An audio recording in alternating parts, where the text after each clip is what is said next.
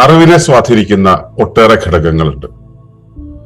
അതിൽ ഇന്ന് നമ്മൾ സംസാരിക്കുന്നത് അവൈലബിലിറ്റി ബയസ് അഥവാ ലഭ്യതാ പക്ഷപാതം എന്നുള്ള വിഷയമാണ്.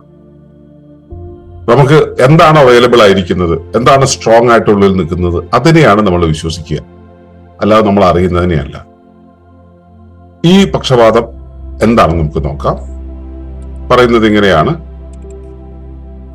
Availability bias distorts judgment when memory overrides reality. ലഭ്യതാ പക്ഷപാതം അഥവാ അവൈലബിലിറ്റി ബയസ് എളുപ്പം ഓർമ്മയിൽ വരുന്ന വിവരങ്ങൾക്കും അനുഭവങ്ങൾക്കും യാഥാർത്ഥ്യത്തെക്കാൾ കൂടുതൽ പ്രാധാന്യം നൽകുന്ന ചായവാണ് ലഭ്യതാ പക്ഷപാതം.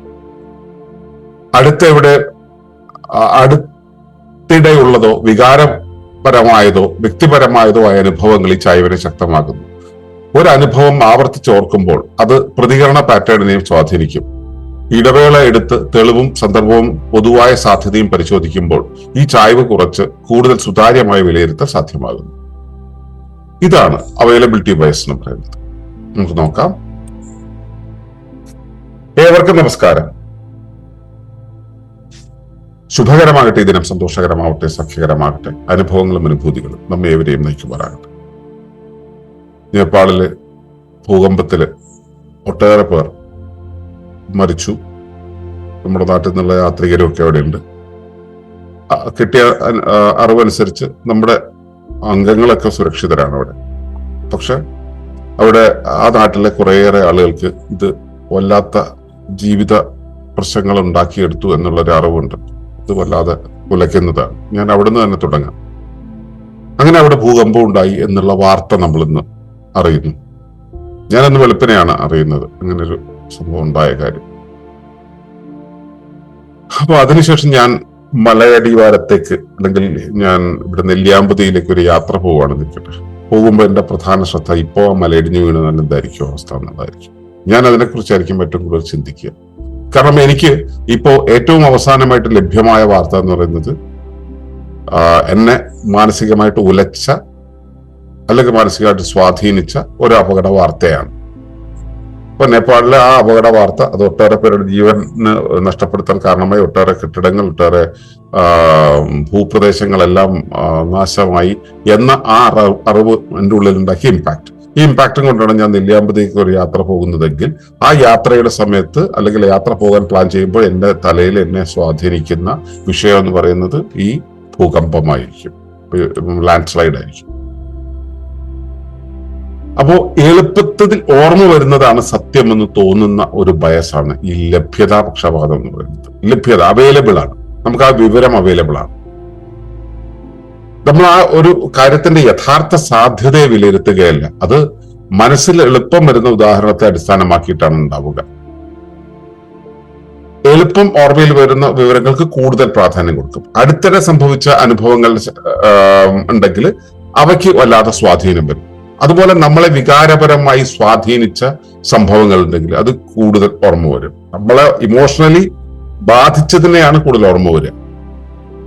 അതുപോലെ ഈ നമ്മൾ പൊതുവായ ലോകത്തിനുണ്ടായ അനുഭവങ്ങളിൽ വ്യക്തിപരമായിട്ട് എനിക്കെന്ത് അനുഭവം ഉണ്ടായി അതിനാണ് കൂടുതൽ പ്രാധാന്യം വരിക.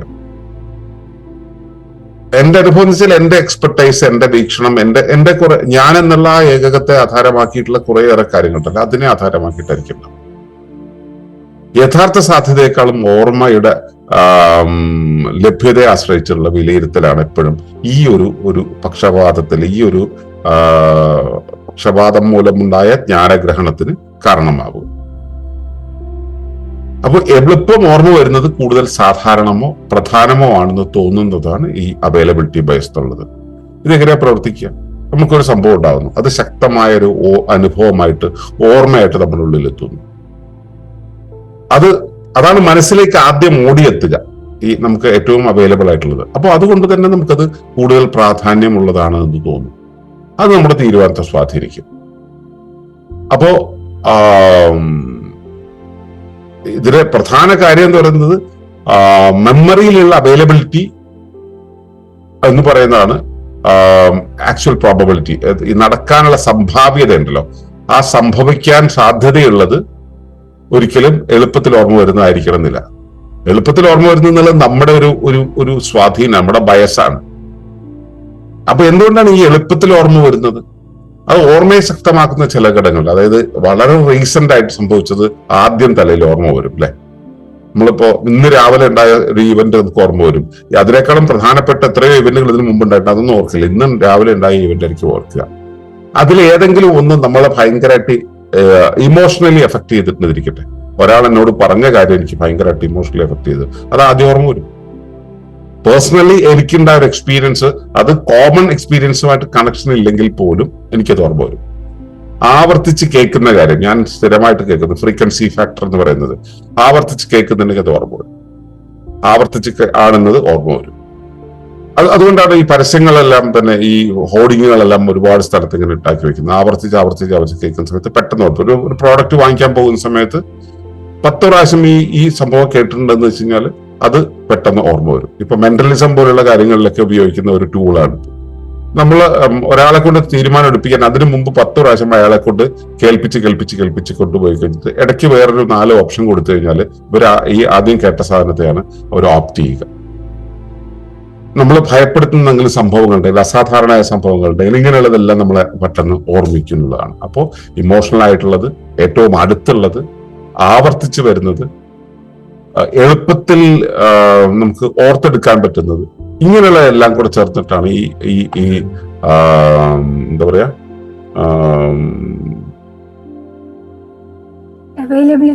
അവൈലബിലിറ്റി ബയസ് എന്ന് പറയുന്നത്. ഇപ്പോ ഞാൻ നേരത്തെ പറഞ്ഞ പോലെ വിമാനാപകടത്തിന്റെ വാർത്ത നമുക്ക് കിട്ടും. അതുകൊണ്ട് തന്നെ വിമാനത്തിൽ അടുത്താണ് യാത്ര ചെയ്യാൻ പോകുന്ന സമയത്ത് ഇയാളുടെ തലയിൽ ഇമ്പാക്റ്റ് ആയിട്ട് നിൽക്കുന്നത് ഈ യാത്ര അപകടം പിടിച്ചതാണെന്നുള്ള ഒരു ധാരണ അയാളുടെ ഉള്ളിലുണ്ടാവും. പിന്നെ കൂടുതൽ വാർത്തകൾ കാണും. ഇയാൾ അതിലേക്ക് ശ്രദ്ധിക്കുന്ന സമയത്ത് കൂടുതൽ വാർത്തകൾ കാണുമെന്ന് വെച്ചാൽ മുമ്പിൽ കൂടെ എത്രയേറെ വാർത്തകൾ പോയാലും ഇയാളുടെ RIS വർക്ക് ചെയ്യുക ഈ വാർത്തകളെ ആശ്രയിച്ചിട്ടായിരിക്കും. അതിനർത്ഥം അപകട സാധ്യത കൂടുന്നു എന്നല്ല, അയാൾക്ക് അത് കൂടുതൽ ഓർമ്മ വരുന്നു, കൂടുതൽ സാധ്യതയുള്ളതായി അയാൾക്ക് തോന്നുന്നു എന്നുള്ളതാണ്. ഇപ്പൊ നമുക്ക് ഒരു ബന്ധം മോശമായിട്ട് ഉണ്ടായിരുന്നിരിക്കട്ടെ, ഉടനെ തന്നെ നമ്മൾ പറയും ആരെയും വിശ്വസിക്കാൻ പറ്റില്ല. നമുക്ക് ഒരു പരാജയത്തിന്റെ അനുഭവമാണെങ്കിൽ ഞാൻ വീണ്ടും പരാജയപ്പെടും, അല്ലെങ്കിൽ അത് തുടങ്ങിയ പരാജയമായിരിക്കും എന്നുള്ളത്. ആരെങ്കിലും നമ്മളെ ഒരിക്കൽ വിമർശിച്ചിട്ടുണ്ടെങ്കിൽ, അത് നമ്മളെ ഹർട്ട് ചെയ്തിട്ടുണ്ടെങ്കിൽ എല്ലാവരും എന്നെ വിമർശിക്കുമെന്ന് നമുക്ക് തോന്നും. അതായത് ഒരു അനുഭവം മുഴുവൻ യാഥാർത്ഥ്യത്തിന്റെ മാതൃകയായി മാറുക എന്നുള്ള രീതിയിലേക്ക് നമ്മൾ ബയസ് ചെയ്യപ്പെടും. അപ്പൊ ഈ അവൈലബിലിറ്റി ബയസ് എന്ന് പറയുന്നത് നമ്മുടെ ഒരു അനുഭവത്തിൽ നിന്ന് ശക്തമായ ഓർമ്മയായി മാറുന്നു. അത് എളുപ്പത്തിൽ റിട്രീവ് ചെയ്യപ്പെടുന്നു, എളുപ്പത്തിൽ ഓർമ്മ വരുന്നു. അതിന് നമ്മൾ അമിത പ്രാധാന്യം കൊടുക്കുന്നു, അതിനെ വ്യാഖ്യാനിക്കുന്നു, പ്രതികരിക്കുന്നു, ആവർത്തിക്കുന്നു. ഇത് നമ്മുടെ കോഗ്നിറ്റീവ് ആയിട്ടുള്ള ഒരു പാറ്റേൺ ആയിട്ട് മാറുന്നു. ഇത് ആവർത്തനം സംഭവിക്കുന്നുണ്ടല്ലോ, പാറ്റേൺ ആയിട്ട് മാറുന്നു. അപ്പോ ഈ ഓർമ്മശക്തി എന്ന് പറയുന്നത് യാഥാർത്ഥ്യത്തിന്റെ അളവുകോലല്ല. ചില ആളുകൾക്ക്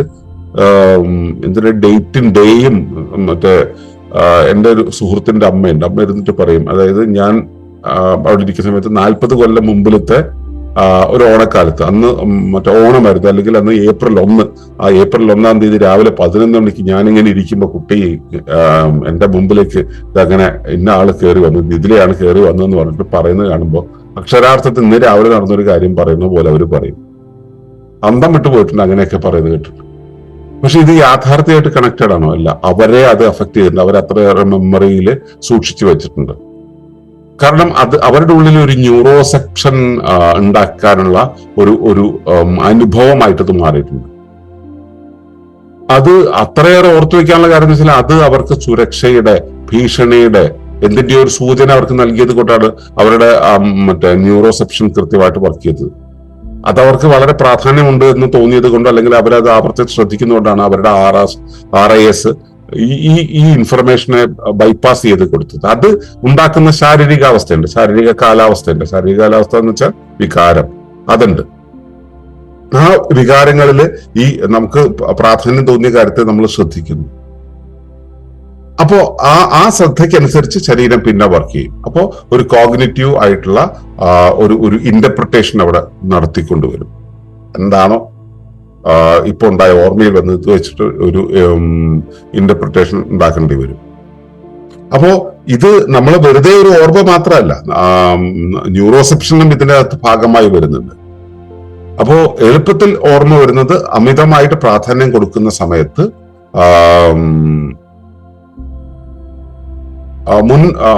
മുന്നുണ്ടായ അനുഭവം ശരീര പ്രതികരണമായിട്ട് ശക്തമായിട്ടുള്ള ഓർമ്മയായിട്ട് ഭാവിയിലെ വിരലിൽ തന്നെ സ്വാധീനിക്കുന്ന രീതിയിലേക്ക് അത് മാറും. ഇതാണ് സാധാരണ ഉണ്ടാവുന്നത്. ഓക്കെ, അപ്പൊ നമ്മൾ ഇനിയിപ്പോ ഒരു PSPയുടെ ഒരു ആംഗിളിൽ കാണുന്ന സമയത്ത് എങ്ങനെയാണ് ഇതിനെ മറികടക്കുക എന്നുള്ളൊരു കാര്യം. അപ്പൊ നമ്മൾ ആദ്യം നമ്മൾ ഇവിടെ ഈ ബയസുകളെ മറികടക്കാൻ ആദ്യം ചെയ്യേണ്ടത് നിർത്തലാണ്, എന്നിട്ട് നിരീക്ഷിക്കണം എന്ന് പറഞ്ഞു അല്ലെ. നിർത്തുക, നമുക്ക് ആ ബയസിങ് തോന്നേണ്ട നിമിഷം നമ്മൾ അവിടെ നിർത്തുന്നു. എന്നിട്ട് എനിക്കിത് ഉടനെ ഓർമ്മ വരുന്നത് എന്തുകൊണ്ടാണ്? ആ ഓർമ്മ വരുന്നതിന്റെ കാരണം ശക്തമായിട്ടുള്ള ഓർമ്മയാണോ, ശക്തമായിട്ടുള്ള മറ്റേ ഇമോഷനാണോ, റീസെന്റ് ആണോ, എന്തുകൊണ്ടാണ് എനിക്ക് എങ്ങനെ തോന്നുന്നത് എന്നതൊന്ന് പരിശോധിക്കുക. ഒന്ന് നിർത്തിയിട്ട് പരിശോധിക്കുക. എന്നിട്ട് ഇതിങ്ങനെ തന്നെയാണോ എന്നുള്ളതിന്റെ തെളിവുകൾ പരിശോധിക്കുക, എവിഡൻസ് പരിശോധിക്കുക.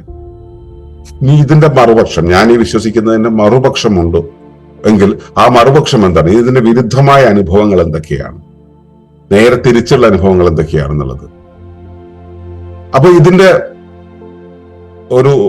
ഒരു കോമൺ ആയിട്ടുള്ള ഒരു അവസ്ഥ, ഒരു ബേസ് റേറ്റ് എന്താണ്, അതിന്റെ പൊതുവായ സാധ്യത എന്താണ്, ഞാനിങ്ങനെ വിശ്വസിക്കുന്നു അതിന് ഒരു പൊതുവായ സാധ്യത എന്താണെന്നുള്ളത് എന്താണെന്ന് മനസ്സിലാക്കുക. നമ്മുടെ ഈ അനുഭവത്തെ ജനറലൈസ് ചെയ്യാതിരിക്കുക, അതായത് പൊതുവാക്കാതിരിക്കുക. അത് നമ്മുടെ ഒരു ഇവന്റ് തുറന്ന് ഹോൾ റിയാലിറ്റി അല്ല എന്നത് മനസ്സിലാക്കുക. ഇത്രയും കാര്യങ്ങൾ നമ്മുടെ അകത്തൂടെ നടക്കണം. ഇത് ഫോഴ്സ്ഫുള്ളി, ബോധപൂർവം, കോൺഷ്യസ് ആയിട്ട് നടക്കണം. നടന്നാൽ മാത്രമേ ഈ അവൈലബിലിറ്റി ബയസിനെ നമുക്ക് ബൈപ്പാസ് ചെയ്യാൻ പറ്റുള്ളൂ. അപ്പൊ പാരഡൈം ഷിഫ്റ്റ് എന്ന് പറയുന്നത് സാധാരണ രീതിയിൽ നമ്മുടെ സ്ട്രോങ് മെമ്മറി എന്നുള്ളത് പെട്ടെന്ന് നമുക്ക് ഓർക്കാൻ പറ്റും. അത് വളരെയധികം പ്രാധാന്യമുള്ളതായിട്ട് തോന്നും, അതിനനുസരിച്ച് നമ്മൾ പ്രതികരിക്കുന്നുള്ളതാണ്. പക്ഷെ ഈ അവൈലബിലിറ്റി ബയസിന്റെ ഒക്കെ കാര്യങ്ങൾ വെച്ച് നമ്മൾ നോക്കുന്ന സമയത്ത് നമ്മൾ ഈ എന്താണ് എന്നുള്ളത്, നമ്മൾ അവൈലബിലിറ്റി എന്താണോ അതനുസരിച്ച് റീകോൾ ചെയ്യുന്നു, എന്നിട്ട് പോസ് ചെയ്യുന്നു. പോസ് ചെയ്ത ശേഷം അതിന്റെ തെളിവ് അന്വേഷിക്കുന്നു, അതിന്റെ കോണ്ടെക്സ്റ്റ് അന്വേഷിക്കുന്നു, അതിന്റെ സാധ്യതയുടെ അവസ്ഥ അന്വേഷിക്കുന്നു, എന്നിട്ട് റെസ്പോണ്ട് ചെയ്യുന്നു. അപ്പോ ഇവിടെ ഓർമ്മയിൽ നിന്നും തെളിവിലേക്കുള്ള ഒരു പരിവർത്തനമാണ് നമ്മൾ ഉണ്ടാവുന്നത്. അല്ലെങ്കിൽ അനുഭവത്തിൽ നിന്നും, ഒരു ഒറ്റ അനുഭവത്തിൽ നിന്നും സമഗ്ര അനുഭവത്തിലേക്ക്, അല്ലെങ്കിലോ ഒരു ക്വിക്ക് ജഡ്ജ്മെന്റ്, ഉടനുണ്ടാവുന്ന ഒരു വിധിയിൽ നിന്നും ബോധപൂർവമായിട്ടുള്ള, വിവേകപൂർണമായിട്ടുള്ള ഒരു ഇവാലുവേഷനിലേക്ക് നമ്മൾ പോകുന്നു. അപ്പോൾ വെറും ഓട്ടോമാറ്റിക് ആയിട്ടുള്ള ഒരു റെസ്പോൺസിന് പകരം വളരെ ഫ്ലെക്സിബിൾ ആയിട്ടുള്ള, പോസ്ഡ് ആയിട്ടുള്ള ഒരു റെസ്പോൺസിലേക്ക് നമ്മൾ മാറുക എന്നുള്ളതാണ് ഇതിന്റെ പാറ്റേൺ ഷിഫ്റ്റ്. അപ്പൊ ഇത് ഒളിമ്പസിനെ ആധാരമാക്കിയിട്ടാണ് നമ്മൾ പറയുന്നത്. സുതാര്യമായ ഗ്രഹണത്തിന് മുന്നിൽ ഒരു മറഞ്ഞിരിക്കുന്ന ഒരു ചായ്വാണ് ഇത്. ഓർമ്മ എന്ന് പറയുന്നത് യാഥാർത്ഥ്യത്തെ മുഴുവനായിട്ടും പ്രതികരിക്കുന്നില്ല എന്നുള്ളത് കൃത്യമായിട്ട് മനസ്സിലാക്കണം. ഓർമ്മ എന്നുള്ളത് നമ്മുടെ ഒരു അനുഭവത്തിന്റെ ആ സമയത്ത്, നമ്മൾ അനുഭവിച്ച സമയത്ത് നമ്മുടെ ഉള്ളിൽ ഉണ്ടാക്കിയ ചില ഇമോഷൻസും ഒക്കെ കൊണ്ടാണ് അത് ഓർമ്മയായിട്ട് മാറിയത്. ആ ഓർമ്മ റിയാലിറ്റിയുമായിട്ട് ബന്ധമുണ്ടായിക്കൊള്ളണം എന്നില്ല. അപ്പൊ ശക്തമായ ഒരു അനുഭവം ഉണ്ടായിട്ടുണ്ടെങ്കിൽ നമ്മുടെ പെർസ്പെക്റ്റീവ് എന്നുള്ള സാധനത്തെ നല്ലപോലെ കുറയ്ക്കും. അതുപോലെ തന്നെ ന്യൂറോസെപ്ഷനെയും നല്ലപോലെ ബൈസ് ചെയ്തു എന്ന് വരും. അതുപോലെ നമ്മുടെ ഉള്ളിൽ ഭയം ഉണ്ടായിട്ടുണ്ടെങ്കിൽ, ഭയം എന്ന് പറയുന്നത് ആ ഭീഷണിയെ കൂടുതൽ അവൈലബിൾ ആക്കും. നമുക്ക് എന്തിനോടാണ് പേടിയുള്ളത്, നമുക്ക് ഭീഷണി ഉള്ളതായിട്ട് നമുക്ക് തോന്നും. പെട്ടെന്ന് അതിന്റെ മുകളിലായിരിക്കും നമ്മൾ ആദ്യം ആക്ട് ചെയ്യുക. ഇപ്പൊ ഒരു കല്യാണത്തിന് പോകണമെന്ന് പറഞ്ഞാൽ അവിടെ എന്നെ വിമർശിക്കാൻ സാധ്യതയുള്ള ഒരാൾ വരുമെങ്കിൽ, ഒരു വല്യപ്പം വരാൻ സാധ്യതയുണ്ടെങ്കിൽ ഉടനെ നമ്മുടെ ശരീരം ആ കല്യാണത്തിന് പോകുന്നത് ഡിസ്കംഫർട്ടബിൾ ആയിട്ട് ശരീരത്തിനെ ബോധിപ്പിക്കും. നമ്മൾ അപ്പോഴേ തീരുമാനം എടുക്കും. എന്താ കാരണം ചോദിച്ചാൽ അറിയില്ല, കാരണമൊക്കെ പിന്നീട് അന്വേഷിച്ച് കണ്ടെത്തേണ്ടി വരും. പക്ഷെ ശരീരം ഇയാളെ വിമർശിച്ചു എന്നുള്ളത് കൊണ്ടുണ്ടായ ആ ഒരു ഭയം അയാളുടെ ഒരു ഭീഷണി എന്നുള്ള രീതിയിലേക്ക് കൊണ്ടുവരും. അത് അവൈലബിലിറ്റി ബയസാണ്. നമുക്ക് പലപ്പോഴും പല തീരുമാനങ്ങളും നമ്മൾ വരുന്ന അത്തരത്തിലാണ്. അപ്പൊ ഇതിന് ഒരു അനുഭവം ജീവിതത്തിന്റെ മാതൃകയാകുക എന്നുള്ള ഒരു അവസ്ഥയുണ്ട്. അപ്പൊ വർത്തമാനത്തെ പുതിയ ഒരു അനാലിസിസിലൂടെ കൊണ്ടുപോകുക, പഴയ ഓർമ്മയുടെ കണ്ണിലൂടെ കാണാതിരിക്കുക, തെളിവ്, സാഹചര്യം ഇവ ഒരുമിച്ച് കാണുക, അനുഭവത്തെ റെസ്പെക്ട് ചെയ്യുക, അതിനെ യാഥാർത്ഥ്യമായിട്ട് കരുതാതിരിക്കുക. അപ്പൊ ഇതാണ് ഇതിന്റെ ഒരു വഴി. എളുപ്പം ഓർമ്മ വരുന്നത് യാഥാർത്ഥ്യത്തിന്റെ മുഴുവൻ ഭാഗവുമല്ല എന്നുള്ളത് മനസ്സിലാക്കുക. അവിടെ നിർത്തി എന്താണെന്ന് വിവേചിച്ച് ഇതിന്റെ എതിർപക്ഷത്തെക്കുറിച്ച് വിശകലനം ചെയ്ത് മാത്രം തീരുമാനിക്കുക. എങ്ങനെയാണ് അവൈലബിലിറ്റി ബയാസ് എന്നുള്ളതിന്റെ പാറ്റേൺ ഷിഫ്റ്റ് നമുക്ക് നടത്താൻ കഴിയുക. അപ്പോൾ നമ്മുടെ ഉള്ളിൽ എന്തെല്ലാം തരം അവൈലബിലിറ്റീസ് ഉണ്ട്, നമ്മൾ എന്തെല്ലാം കാര്യത്തിൽ, ഇപ്പോൾ ആരോഗ്യത്തിന്റെ കാര്യത്തിൽ, ഭക്ഷണത്തിന്റെ കാര്യത്തിലൊക്കെ നിങ്ങൾക്ക് അവൈലബിൾ ആയിട്ടുള്ള ആ ബയസ്ഡ് ആയിട്ടുള്ള അവസ്ഥകൾ എന്തൊക്കെയാണെന്ന് പരിശോധിച്ച് ഒന്ന് ലിസ്റ്റ് ചെയ്തു. ഒരുപാടുണ്ടാവും. നമ്മളെ തിരുത്താനുള്ള ഒരുപാട് മാർഗങ്ങളും കൂടെ നമ്മൾ കണ്ടെത്തേണ്ടി വരും. അപ്പോൾ ഇന്നത്തെ വിശകലനം ആ വഴിക്ക് പോട്ടെ. നാളെ വേറെ ബയസുകളെ കുറിച്ച് നമുക്ക് നോക്കാം. ഇതുവരെയ്ക്കും നന്ദി, നമസ്കാരം. തുടർന്ന് കാണുന്നതിന് മുമ്പായി ഈ വിഷയം ഇഷ്ടമായെങ്കിൽ ഒന്ന് ലൈക്ക് ചെയ്യുക, കമന്റ് ചെയ്യുക, ഷെയർ ചെയ്യുക. നിങ്ങൾ പ്രകൃതിയെ ഇഷ്ടപ്പെടുന്നുവെങ്കിൽ ഈ ചാനൽ ഒന്ന് സബ്സ്ക്രൈബ് ചെയ്യുക.